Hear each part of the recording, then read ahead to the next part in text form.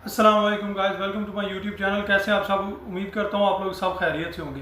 Guys, आज की इस वीडियो में आप लोगों को एमनेस्टी के हवाले से विजिट वीज़ा की जो नई शराइत हैं 2025 में और वर्क वीज़ा के हवाले से कुछ अपडेट हैं, और उसके अलावा कुछ भाइयों के कुछ क्वेश्चंस हैं जो उन लोगों ने मुझे पूछे हैं। मैं कोशिश करूँगा इस वीडियो को ज़्यादा लंबा नहीं होने दूँ और आप लोगों को तमाम जवाब इसी वीडियो के अंदर दे दूँ। तो बात शुरू करते हैं। एमनेस्टी स्कीम, बहुत से लोग इस नाम से लोगों को भी लूट रहे हैं कि एमनेस्टी स्कीम ख़त्म नहीं हुई। एमनेस्टी स्कीम 1 महीने के लिए और भी एक्सटेंड हो गई है। आप में से कई लोगों को, जो लोग इलीगल हैं, लोग उन लोगों को, या टाइपिंग सेंटर वाले उन लोगों को अभी भी कहानियाँ सुना रहे होंगे कि आप लोग पैसे पे करो तो हम आपका केस अभी भी फाइल कर देते हैं। एमनेस्टी स्कीम 31 दिसंबर से ख़त्म है। उसके बाद गवर्नमेंट ने सब कुछ क्लोज कर दिया। एमनेस्टी स्कीम की कोई एक्सटेंशन की न्यूज़ नहीं है। अगर कोई भी बंदा आप लोगों को इस कहानी पे ला के आप लोगों से पैसे ले रहा है और आपको कहानी सुना रहा है अभी भी कि एमनेस्टी स्कीम एक्सटेंशन हो गई है या हम अभी भी आपका केस फाइल कर सकते हैं, तो वो आप लोगों से पैसे बटोर रहा है। किसी भी बंदे को एमनेस्टी के नाम पे अब आप लोगों ने टाइपिंग सेंटर वालों को पैसे नहीं देने। एमनेस्टी बिल्कुल एक्सटेंड नहीं है और ख़त्म है। एमनेस्टी बिल्कुल क्लोज है, किसी किस्म की एक्सटेंशन नहीं है। जिस बंदे का इलीगल स्टेटस था अब वो इलीगल ही रहेगा। अब गवर्नमेंट एक्शन लेगी जो भी लेगी, अदरवाइज एमनेस्टी स्कीम एक्सटेंडेबल नहीं है।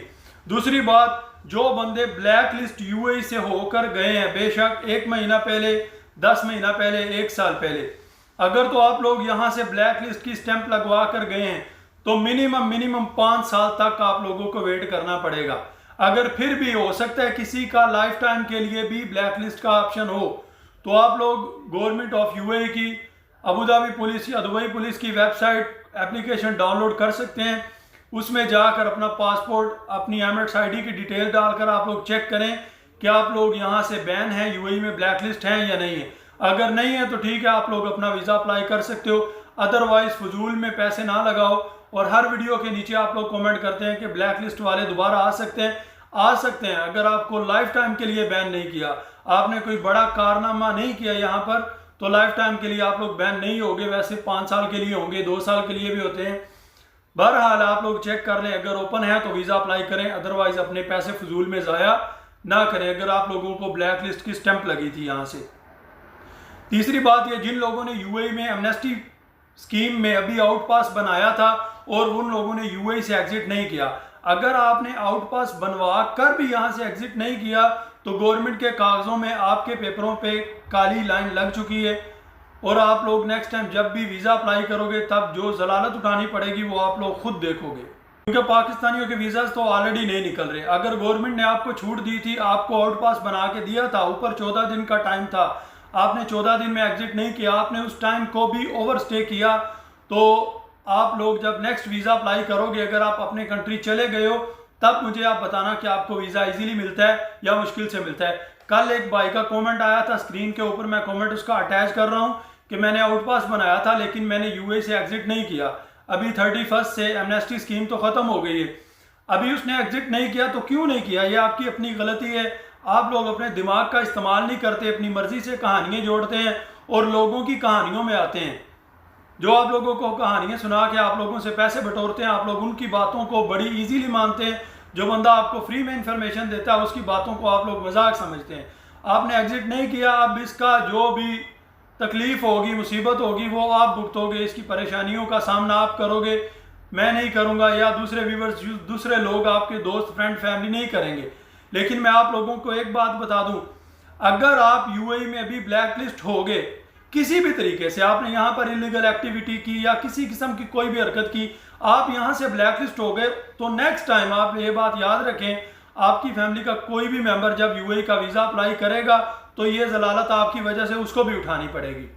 पहले तो ये था कि सिर्फ आपकी हद तक थी कि आपने इलीगल एक्टिविटीज़ की, कोई मसला नहीं, आपका भाई वीज़ा अप्लाई करेगा तो निकल जाएगा, लेकिन अभी आपकी वजह से जलालत आपके पूरी फैमिली को उठानी पड़ेगी। अगर आप लोग यहाँ पे किसी किस्म का क्राइम करते हैं और ब्लैक लिस्ट हो जाते हैं तो आपकी पूरी फैमिली को वीज़ा जब भी यूएई का अप्लाई करेंगे तो मैक्सिमम चांसेस है कि उन लोगों को वीज़ा नहीं मिलेगा। अगर मिलेगा भी तो तजलील के बाद मिलेगा, क्योंकि आपका कनेक्शन उनके साथ है।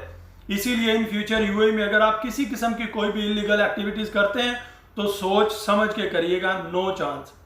नेक्स्ट टाइम किसी किस्म की कोई माफ़ी नहीं। अगर आप लोग एमनेस्टी स्कीम ख़त्म होने का अभी भी वेट कर रहे हैं कि पता नहीं है या नहीं है, तो मैं आप लोगों को स्क्रीन के ऊपर ये स्क्रीनशॉट दिखा रहा हूँ, आप लोग चेक करो।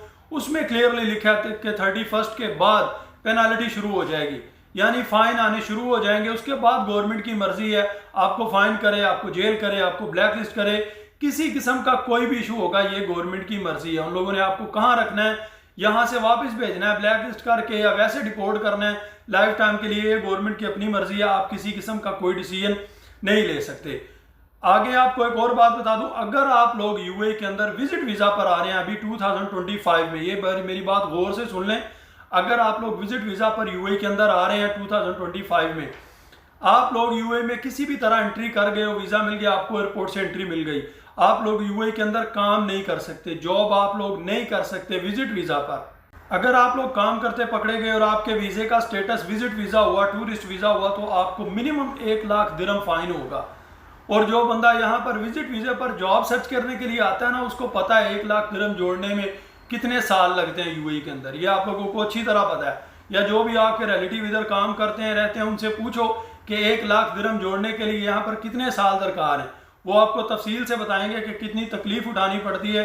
ये 1 लाख दिरहम जोड़ने के लिए हो सकता है आपके बाल सफ़ेद हो जाएं, क्योंकि जो बंदा लेबर का काम करता है और विजिट वीज़ा पर मुश्किल से आता है और यहाँ पर आकर जॉब तलाश करता है अपनी फ्यूचर के लिए, तो ये जब वो यहाँ पर 1 लाख दिरहम जमा करेगा, फिर मैं देखूंगा कि आप लोग किस तरह करते हो।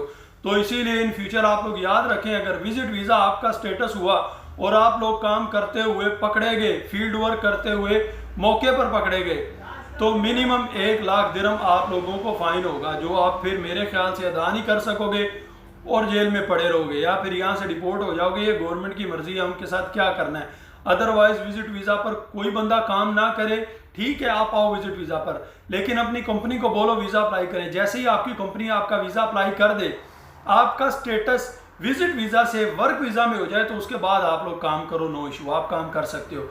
लेकिन जब तक स्टेटस चेंज नहीं होता, सिर्फ लेबर कार्ड लेके आप लोग काम नहीं कर सकते। जब तक आपका स्टेटस चेंज नहीं होगा 2025 में, आप लोग रिस्क ना लें, वरना भारी जुर्माना भी उठाना पड़ सकता है और हो सकता है यहाँ से आप लोगों को ब्लैक लिस्ट भी कर दिया जाए। ये गवर्नमेंट की अपनी मर्जी है। एक और बात आप लोगों को बतानी है कि मेरे एक रिलेटिव हैं, उन्होंने डॉक्यूमेंट्स अटेस्टेड करवाए हैं पाकिस्तान से, अपनी जो एजुकेशन की डिग्रीज हैं। तो यकीनन ये वीडियो उनके पास भी पहुंच चुकी होगी। तो जो हजरात भी मेरी वीडियो देख रहे हैं, आप लोग काइंडली मुझे थोड़ा गाइड करें और आप लोग कमेंट सेक्शन में बताएं।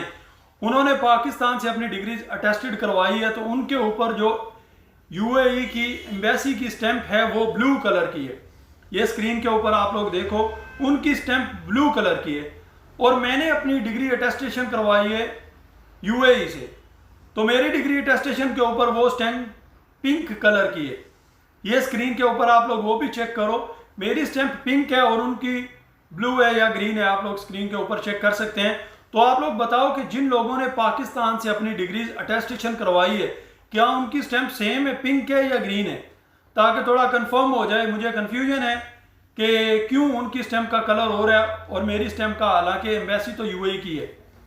तो बाकी अगर तो आप लोगों ने भी वहाँ से करवाई है तो सेम है, तो आप लोग कमेंट सेक्शन में आकर लाजिम बताएं, ताकि मुझे भी पता चल जाए और आप लोगों को भी पता चल जाए।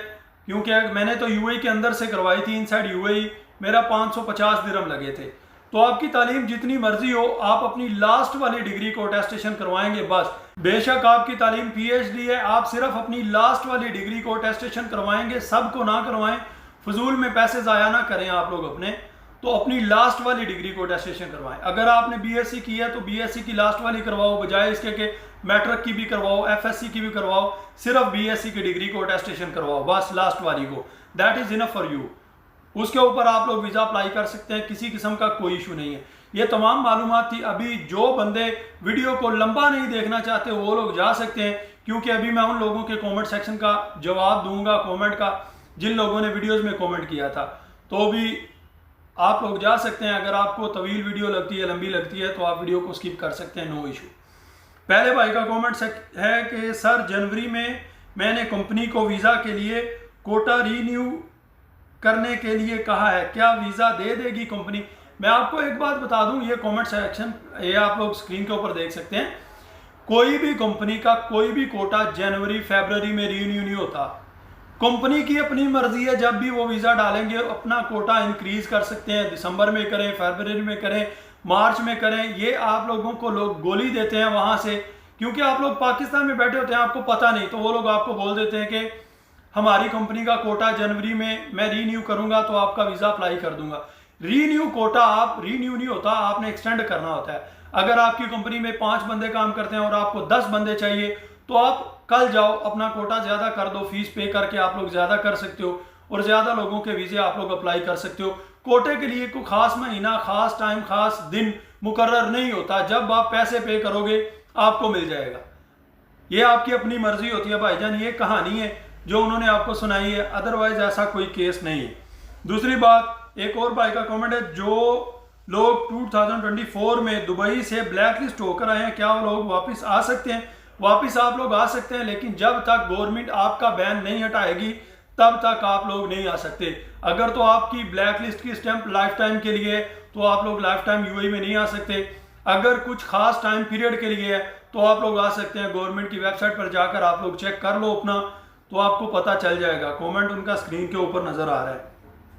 उसके बाद है भाई, विजिट वीज़ा एम्प्लॉयमेंट में चेंज हो सकता है भाईजान, नो इशू, 110% डेफिनेटली हो सकता है। अगर आप लोग यूए के अंदर आ गए हैं किसी भी तरीके से तो आप अपने विजिट वीज़ा को वर्क वीज़ा में चेंज कर सकते हैं, किसी किस्म का कोई इशू नहीं है। जब मर्जी आओ, जब मर्जी चेंज करो, अलमुहिम आप लोग यूए के अंदर होने चाहिए। उसके बाद आप लोग स्टेटस को चेंज कर सकते हो, लेकिन विजिट वीज़ा पर काम नहीं करना, अगर पकड़े गए तो माफ़ी नहीं मिलेगी। उसके बाद है भाई, मैं ओमान में हूँ, दुबई में आना चाहता हूँ तो क्या मुझे विजिट वीज़ा मिल सकता है? ये स्क्रीन के ऊपर भाई का कमेंट है। अगर आप लोग खलीज के किसी भी कंट्री में, खलीज mean Gulf, Kuwait, Qatar, Bahrain, Saudi Arabia, Oman और दुबई, अगर आप इन 6 कंट्रीज में से किसी भी कंट्री में हैं और आपके पास वर्क वीज़ा है तो बाकी तमाम 5 कंट्री आपको 2-3 महीने के लिए या 1 महीने के लिए वीज़ा ऑन अराइवल दे देते हैं। बॉर्डर पे भी मिल जाता है, बाय कार, बस भी आप आ सकते हो और प्लेन से भी जा सकते हो, नो इशू, अगर आपके पास वर्क वीज़ा है। और अगर वहां का विजिट वीज़ा है तो नो इशू, आप लोग विजिट वीज़ा अप्लाई करोगे इस कंट्री का। अगर आपको मिलेगा तो आओगे, नहीं मिलेगा तो नहीं आ सकते। लेकिन अगर आपके पास वर्क वीज़ा है तो आपको बॉर्डर के ऊपर स्टैंप लगा देंगे, एयरपोर्ट पे आओगे तो स्टैंप लगा देंगे, 2-3 महीने के लिए आप लोगों को एंट्री मिल जाती है गल्फ के अंदर। अगर गल्फ के 6 कंट्रीज में से किसी भी कंट्री का आपके पास वीज़ा है तो, अदरवाइज नहीं। अभी एक भाई का कमेंट है, वो बोलता है कि मेरा पासपोर्ट एक्सपायर होने में 1 महीना बाकी है और मैं पाकिस्तान आया हूँ। भाई मैं पाकिस्तान आया हूँ एक्सपायरी पासपोर्ट से और मेरा वीज़ा 1 मंथ का बाकी है। पहली बात तो ये भाईजान, अल्लाह ने आपको दिमाग दिया, आपको अपना दिमाग यूज़ करना चाहिए था। अगर आपका वीज़ा भी और पासपोर्ट भी सेम टाइम पे एक्सपायर हो रहे हैं तो आप यहाँ से क्यों छुट्टी गए हो? अभी आप पाकिस्तान में अगर पासपोर्ट रीन्यू करते हो तो 1 महीने से ज़्यादा आपका टाइम पाकिस्तान में ही लग जाएगा, क्योंकि वहां पे भी आपको डायरेक्ट पासपोर्ट नहीं मिल जाएगा कि आप लोग जाओगे और आपको उसी टाइम पे पासपोर्ट मिल जाएगा, नहीं, वहां पे भी आपका टाइम लगेगा। हो सकता है आपके 2 महीने लग जाएं, 1.5 महीना लग जाए, फिर आप क्या करोगे? तो आपका वीज़ा एक्सपायर हो जाएगा, खलास, आपकी गेम खत्म है। तो आप किस तरह एंट्री करोगे विदाउट वीज़ा? आप लोग जब भी छुट्टी जाओ या यूएई से आउट करने लगो, अपना पासपोर्ट चेक करो, वीज़ा चेक करो। अगर टाइम लिमिट 3 महीने से कम है तो आप लोग ट्रैवल ना करो, आप लोगों के लिए बेटर है इसको रीन्यू करो, उसके बाद ट्रैवल करो। कौन सी जल्दी है यार? अगर आप लोग इजी हो तो ये तमाम चीज़ें चेक करके फिर ट्रैवल किया करो। दूसरा भाई का कमेंट है, भाई please guide how to get 2 years work visa, total cost. मैं आपको टोटल कास्ट बताता हूँ, तकरीबन अप्रॉक्सीमेटली 6,500 दिरहम से 7,000 दिरहम लीगली लगते हैं। उसके अलावा बाकी तमाम जितने भी पैसे होते हैं वो सब एजेंट हजरात आपसे लेते हैं, कमीशन के तौर पे लें, मुनाफे के तौर पे लें, वो उनकी मर्जी है। लेकिन 6,500 दिरहम से लेकर 7,000 दिरहम मैक्सिमम लगते हैं। यही पैसे हैं, इनको आप मल्टीप्लाई कर लो अपनी होम कंट्री में तो आपको पता चल जाएगा ये तमाम पैसे आपके लगेंगे। इसके अलावा किसी किस्म का कोई चार्जेस नहीं होता। अगर कोई भी बंदा चार्ज लेता है तो वो अपनी जेब के चार्जेस लेता है, इसके अलावा गवर्नमेंट की कोई फीस नहीं है। मैक्सिमम 7,000 दिरहम है, इससे ज़्यादा कुछ भी नहीं है। उम्मीद है वीडियो आप लोगों को पसंद आई होगी और तमाम क्वेश्चंस का जवाब मैंने दे दिया। कल बहुत ज़्यादा कमेंट थे, मैं थक गया तमाम को रिप्लाई करते करते, लेकिन कोई बात नहीं, इंशाल्लाह आप लोग किसी किस्म का आपके माइंड में क्वेश्चन हो तो आप लोग कमेंट किया करो, मैं ज़रूर आपको जवाब दूंगा। आप मेरी वीडियोस के कमेंट सेक्शन में जाकर चेक कर सकते हैं। अगर 200 कमेंट है तो 200 का आंसर दिया है मैंने।